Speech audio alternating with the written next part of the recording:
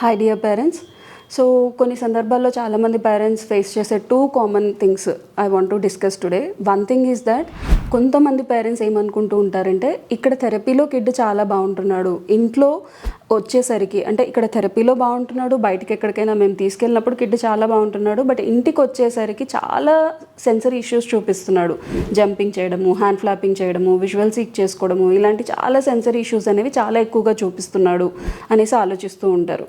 So ఈ సినారియోలో మీరు అర్థం చేసుకోవాల్సింది ఏంటంటే అక్కడ కిడ్ని మీరు ఏదైనా యాక్టివిటీలో ఇన్వాల్వ్ చేసినప్పుడు కిడ్ బాగుంటున్నాడు, బట్ ఎంటీగా వదిలేసినప్పుడు కిడ్ స్టిమ్మింగ్ బిహేవియర్ చేసుకుంటున్నాడు అంటే అక్కడ మీరు అర్థం చేసుకోవాల్సింది ఏంటంటే kid don't know how to explore himself. So థెరపీస్లో యాక్టివిటీలో ఇన్వాల్వ్మెంట్ ఉంటుంది, సో కిడ్ బాగుంటాడు. బయటికి ఎక్కడికైనా వెళ్ళినప్పుడు అక్కడ కూడా కిడ్కి ఎక్స్ప్లోరేషన్ ఆపర్చునిటీ ఉంటుంది, సో కిడ్ బాగుంటాడు. బట్ ఇంట్లో మీరు కూడా ఏదైనా యాక్టివిటీ చేయించినప్పుడు అప్పుడు కూడా కిడ్ బాగా కోఆపరేట్ చేస్తాడు. బట్ ఎప్పుడైతే కిడ్ని ఎంటీగా వదిలేస్తారో లేదా మీరు ఏదైనా వేరే యాక్టివిటీలోకి వెళ్ళిపోతారో అప్పుడు కిడ్లో స్టిమ్మింగ్ పెరిగిపోతూ ఉంటుంది.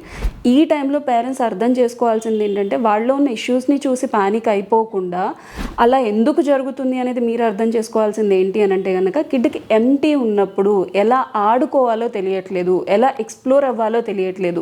That's why he is engaging himself in the stimming behaviour. So ఆ టైంలో కిడ్కి ఎక్స్ప్లోరేషన్ నేర్పించాలి, ప్లే నేర్పించాలి, so that kid need not to do that stimming behaviour అనేది పేరెంట్ అర్థం చేసుకోవాలి. అండ్ అలాగే ఇంకొక విషయం నేను ఏం చెప్పాను, 2 సినారియోస్. ఇంకొక సందర్భంలో పేరెంట్ ఏం చేస్తూ ఉంటారంటే కనుక ఎప్పుడే ఇంట్లో అంతా బాగుంటారు, థెరపీ సెంటర్లో బాగుంటారు, బట్ ఏదైనా కొత్త ప్లేస్కి తీసుకెళ్ళినప్పుడు అక్కడ చాలా ఎగ్జైట్ అయిపోతూ ఉంటాడు. అన్ని చోట్ల బాగున్నారు మేడం, లేకపోతే మేము బయటకు వెళ్ళంగానే అక్కడ లేని బిహేవియర్స్ అన్నీ, వెళ్ళిపోయిన ఇష్యూస్ అన్నీ మళ్ళీ మాకు కనిపిస్తూ ఉన్నాయి, చాలా ఎగ్జైటెడ్గా ఉన్నారు అని చెప్పేసి ఇంకొంతమంది పేరెంట్స్ బాధపడుతూ ఉంటారు. అలా అని చెప్పి అసలు సోషలైజే చేయకుండా ఉంటారు. బట్ ఇక్కడ పేరెంట్స్ చేయాల్సిన విషయం ఏంటంటే అది అడాప్ట్ చేయాలి కిడ్కి.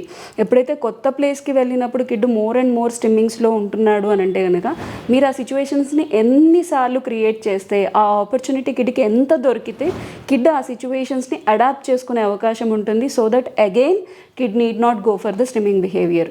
సో ఈ 2 సినారియోస్ని అర్థం చేసుకోండి. కొంతమంది పిల్లలు బయటికి వెళ్ళినప్పుడు ఎక్కువగా హైపర్గా బిహేవ్ చేస్తూ ఉంటారు, కొంతమంది పిల్లలు ఐడియల్గా ఉన్నప్పుడు ఎక్కువగా హైపర్గా బిహేవ్ చేస్తూ ఉంటారు.